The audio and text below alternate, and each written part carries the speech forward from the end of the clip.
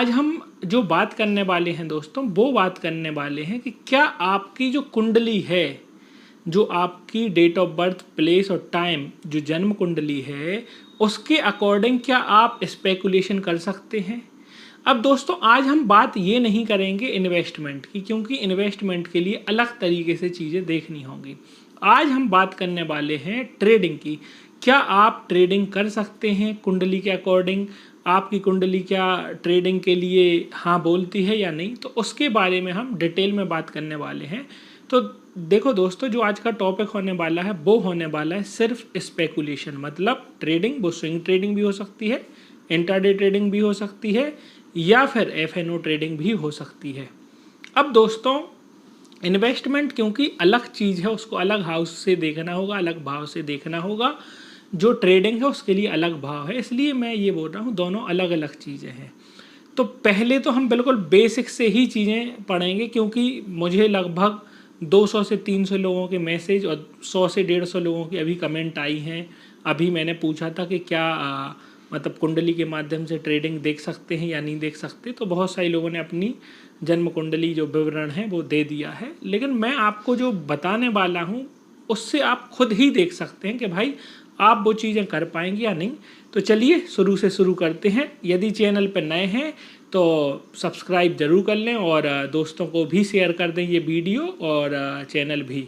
तो चलो चलते हैं दोस्तों। जब हम बात कर रहे हैं कि कुंडली की, तो हमें कौन सी कुंडली देखनी है ये भी बता दें। देखो दोस्तों, पाराशरी ज्योतिष भी होती है, जो वैदिक एस्ट्रोलॉजी, मतलब जिसको आप वैदिक एस्ट्रोलॉजी का बहुत बड़ा पार्ट मान लो।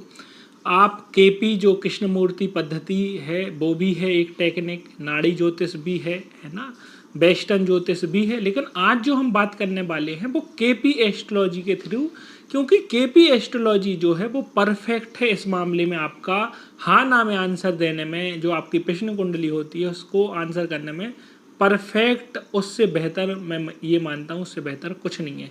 यदि आपका टाइम एक्यूरेट है, प्लस माइनस 5 या 10 मिनट है, तो आपके जो रिजल्ट निकल के आएंगे वो परफेक्ट निकल के आएंगे, ये पक्का है। तो दोस्तों कुछ बेसिक तो आपको पता होना चाहिए जिससे आप चीज़ें देख पाओ। चलो बेसिक पे बात करते हैं। दोस्तों आप लोगों को स्क्रीन पे दिख रहा होगा कि भाई ये एक कुंडली है ना। तो कुंडली हमेशा कुछ चीज़ें फिक्स हैं। जैसे भारत की राजधानी दिल्ली है तो वो फिक्स है ना। आप चाहे मध्य प्रदेश में रह रहे हो, चाहे आप गुजरात में रह रहे हो, लेकिन जब आपकी बात आएगी भारत की राजधानी तो वो दिल्ली ही है। ऐसे ही जब कुंडली में बात आएगी, मैंने ये खाली कुंडली इसलिए दी है या इसलिए दिखा रहा हूँ कि आप समझ पाए। ये जब बात आएगी तो ये फर्स्ट हाउस है, प्रथम भाव है, ये प्रथम भाव है, फर्स्ट हाउस है, ये सेकंड हाउस है, ये थर्ड हाउस है, ये फोर्थ हाउस है, ये फिफ्थ है, ये सिक्स्थ है, ये सेवन्थ है, ये एट्थ है, ये नाइन्थ है, ये 10th है, ये 11th है, ये 12th है। कुछ भी हो जाए ये हाउस चेंज नहीं होंगे। क्या नहीं होंगे दोस्तों? हाउस चेंज नहीं होंगे। मान लो एग्जाम्पल के लिए ये किसी की कुंडली है ना। अब कुंडली जो है, यदि मान लो यहाँ 8 लिखा है, तो ऐसा नहीं कि आप इसको 8th हाउस बोले। ये 8th हाउस नहीं है, ये फर्स्ट हाउस है। ये 8 नंबर क्यों लिखा है, या किसी में 3 नंबर लिखा होगा फर्स्ट हाउस में, किसी में 2 लिखा होगा, ये इसको बोलते हैं लग्न, है ना। अब लग्न क्या, मैंने आपको पहले ही बताया था, सूर्य के जिस साइड लेफ्ट में जो भी राशि उस टाइम पे गोचर कर रही होती वो हमारा लग्न होता है। अब दोस्तों पहली बात तो आपको ये पता होना चाहिए ये हाउस है, first house, second house, third house, fourth house, fifth house, sixth house, 7, 8, 9, 10, 11, 12, ये हमारे हाउस है। अब दोस्तों आपको क्या पता होना चाहिए, नंबर सहित के नंबर, मतलब 1 मतलब क्या, 2 मतलब क्या, राशि कौन सी और उनका स्वामी कौन सा, उनका मालिक कौन सा, उनका लॉर्ड कौन सा है। तो ये आप देख लो, ये मैंने आपको बता दिया। किसी के में 1 यहाँ लिखा रहेगा, किसी के में 2, अभी इस पे वापस आएंगे। तो दोस्तों 1 से लेके 12 राशियां आपको कंठस्थ याद होना चाहिए। पहली जो राशि है वो मेष है, दूसरी जो राशि है वो वृषभ है, तीसरी जो राशि है वो मिथुन है, चौथी जो है कर्क है, पांचवी जो है सिंह है, छठवीं जो है कन्या है, सातवीं जो है वो तुला है, आठवीं जो है वो वृश्चिक है, 9वीं जो है धनु है, 10वीं जो है मकर है, 11वीं जो है कुंभ है, 12वीं जो मीन है। तो ये आपको क्या होना चाहिए दोस्तों, कंठस्थ याद होना चाहिए या कंठस्थ पता होना चाहिए, तब ही आप एक क्या कर पाएंगे, एक्यूरेट चीज़ समझ पाएंगे। और नंबर सहित 1 मतलब मेष, 2 मतलब वृषभ, 3 मतलब मिथुन, किसी ने बोला 7 मतलब तुला, ये आपको पता होना चाहिए फर्स्ट चीज़। दूसरी चीज़ आपको ये भी पता होना चाहिए, मेष मतलब मंगल इसका लॉर्ड है ना। अब आप ये समझो 9 ग्रह हैं, उनमें से 7 जो ग्रह हैं वो ही राशियों को होल्ड करते हैं, राहु केतु किसी भी राशि को होल्ड नहीं करती है। तो अब आपको क्या करना है, ये पता होना चाहिए जो मंगल है, यदि अपन सूर्य से बात करें तो जो सूर्य हैं उनकी सह राशि है, एक ही राशि के मालिक हैं वो। चंद्रमा जो हैं, जो चंद्रमा है उनकी कर्क राशि के वो क्या है, मालिक हैं, इनकी एक एक है। अब बचे जो 5 ग्रह उनकी 2-2 राशियां हैं, हर ग्रह की 2-2 राशियां हैं। तो बात करें हम मंगल की, तो मंगल की पहली राशि है और 8वीं राशि है। बात करें हम शुक्र की तो दूसरी राशि है और 7वीं राशि है। मतलब हम ये बोल सकते मंगल, ये ऐसा शुक्र, बुध की राशि तीसरी और 6वीं है, ये हो गए अपने बुध। शनि की 10वीं 11वीं और गुरु की 9वीं 12वीं। तो आप इसको कैसे भी याद करो, ये याद करना होगा, या आपको कहीं देख लो, बार बार देखोगे तो प्रैक्टिस हो जाएगी जैसे मुझे हो गई। तो अब ये दोनों चीज़ें आपने समझ ली। पहला ये भाव होते हैं, ये भाव फर्स्ट भाव सेकंड भाव। अब यहाँ कुछ भी लिखा होगा, मान लो यहाँ 3 लिखा है तो यहाँ से 3 नंबर से चालू होगी, 3 के बाद 4, फिर 5, फिर 6, फिर 7, 8, 9, 10, 11, 12, 13, 13 नहीं होते यहाँ है ना, 1 और 2 है ना, ये 2। तो ये आपको क्या होगा, बेस पता होगा है ना, 13 14 मत लिखना है ना। तो ये आपको क्या पता होगा, 3 नंबर मतलब, 3 नंबर मतलब हो गया है आपका मिथुन राशि। मिथुन राशि के लॉर्ड कौन है, बुध है, ये आपको पता हो गया।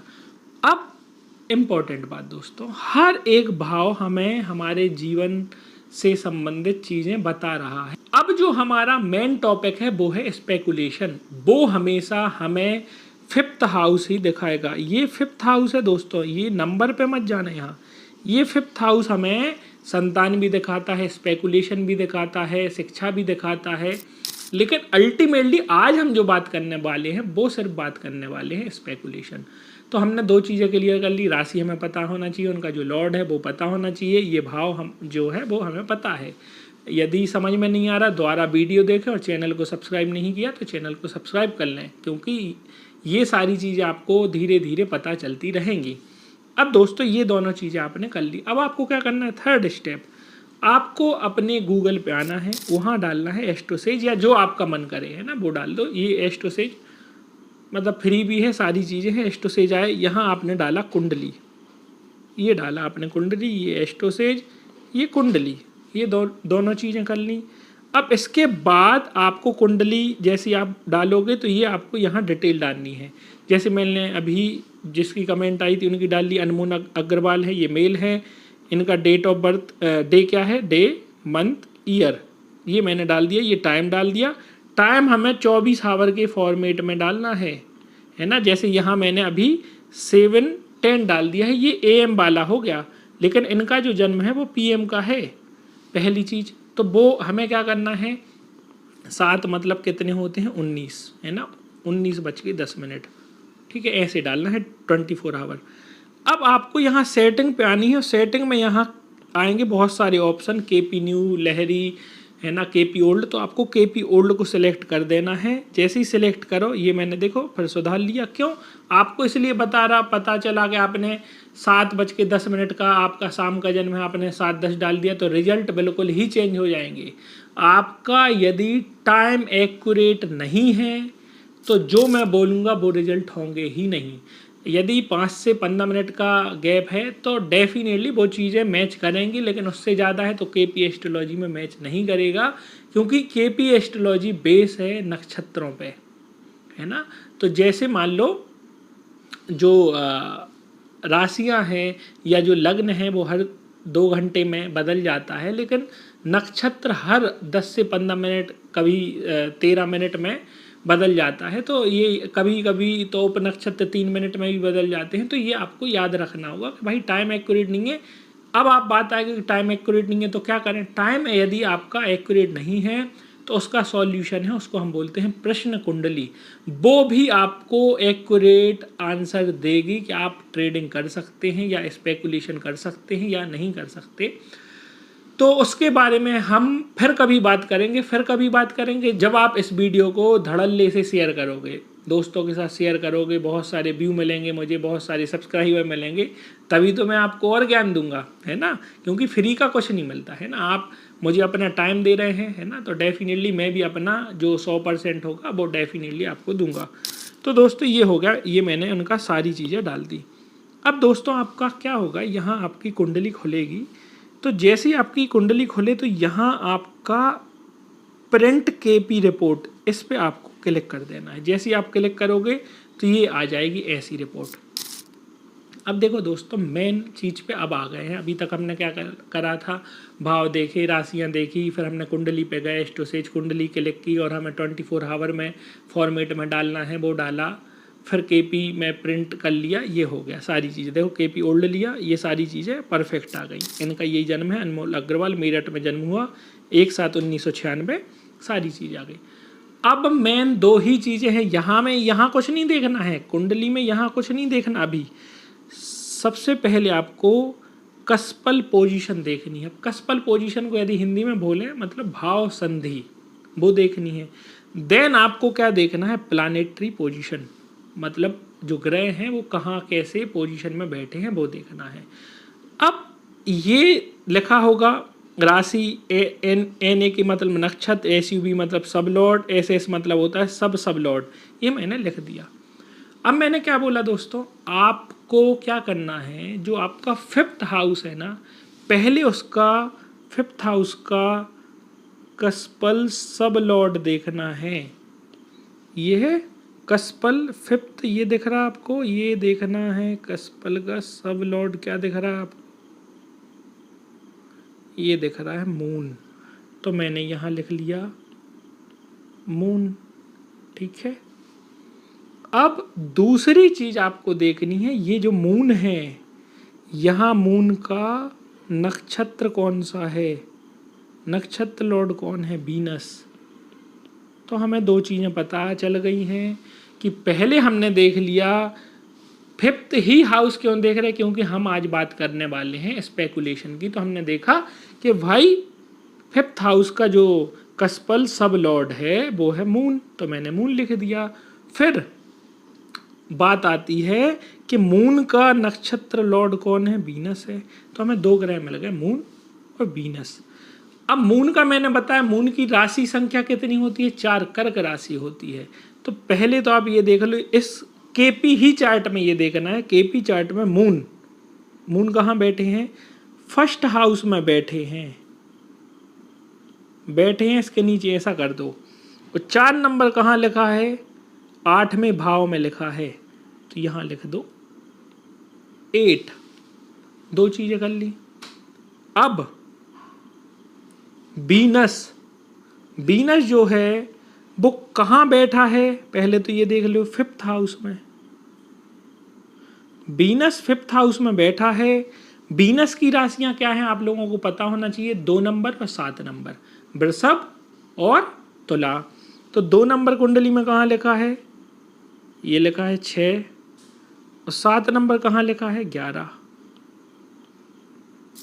तो अब मैं इनके बारे में प्रेडिक्शन दे रहा हूं आपको, वो ये दे रहा हूं, पहली बात इनके दिमाग में हमेशा ट्रेडिंग के बारे में जो दिलचस्पी है वो लगी रहती होगी, ये लगा रहता होगा भाई ट्रेडिंग करना है, कैसे ट्रेड कर लें, लेकिन ये लॉस में है, ये प्रॉफिट में हो सकते हैं, ये अभी कभी प्रॉफिट में होंगे कभी लॉस में होंगे, लेकिन लॉस इनको झेलना पड़ रहा है। ये प्रॉफिट में कब होंगे, जब ये एक पेन कागज रखेंगे अपने पास, पूरी कैलकुलेटेड रिस्क करेंगे और प्लस अच्छे से लर्निंग करेंगे और पूरी कैलकुलेटेड रिस्क के साथ करेंगे, तो मैं डेफिनेटली दावे के साथ बोल रहा ये व्यक्ति प्रॉफिटेबल जर्नी में आ जाएगा। अब मैंने ये बोल दिया, आप बोलोगे पता नहीं, अब आप बोल रहे कि सिखा रहे हैं तो मैं कैसे सीखूंगा, मुझे तो पता ही नहीं है भाई। अब मैं आपको वही बताने वाला हूँ कि भाई चीज़ें कैसे करना है। अब आप पहले पेन कागज उठा लें और मैं कुछ चीज़ें बोल रहा हूँ वो लिख लें। जब भी आपका कसपल जो 5th CSL है और नक्षत्र जो है उसके अकॉर्डिंग यदि 2, 6, 11 यदि नंबर आ जाता है तो मैं दावे के साथ बोल रहा हूँ, ताल ठोक के कह रहा हूँ, आप प्रॉफिट में होंगे और ह्यूज प्रॉफिट में होंगे, बड़े प्रॉफिट में। यदि आपके नंबर का कॉम्बिनेशन आ रहा है 5, 8, 12 तो आप लिख के ले लो आप बड़े लॉस में हैं या बड़ा लॉस होगा यदि ट्रेडिंग नहीं करते। 2-3 लोग बोले गए मैं नहीं हूँ लॉस में और फिर बोले कि मैं तो ट्रेडिंग नहीं करता। भाई ट्रेडिंग नहीं करोगे तो कैसे होगे लॉस में, लेकिन करोगे तो लिख लो लॉस में ही होगे। क्यों? 5, 8 और 12 जो नंबर है, 8 नंबर बोलता है कि भाई दूसरे का पैसा है, ये आपका नहीं है। 12 जो नंबर है, 12 भाव जो है वो बोलता है मेरा लॉस। तो दोनों ही चीज़ें लॉस को दिखा रही हैं। तो डेफिनेटली 5, 8, 12 का यदि कॉम्बिनेशन आता है तो आप लॉस में होंगे डेफिनेटली। यदि कॉम्बिनेशन में 4 जैसा नंबर आ जाए तो डेफिनेटली आपको या तो रुचि नहीं होगी स्पेकुलेशन करने की, इन्वेस्टमेंट की हो सकती है, लेकिन यदि आप स्पेकुलेशन करेंगे तो डेफिनेटली आप लॉस में रहेंगे ना प्रॉफिट में रहेंगे, वो बीच का चलता रहेगा। यदि 1 और 10 का कॉम्बिनेशन आए तो आप ना तो लॉस में रहेंगे ना प्रॉफिट में रहेंगे। ऐसे ही यदि कॉम्बिनेशन आ जाए 5 और 12 का तो डेफिनेटली आप फिर से लॉस में रहेंगे।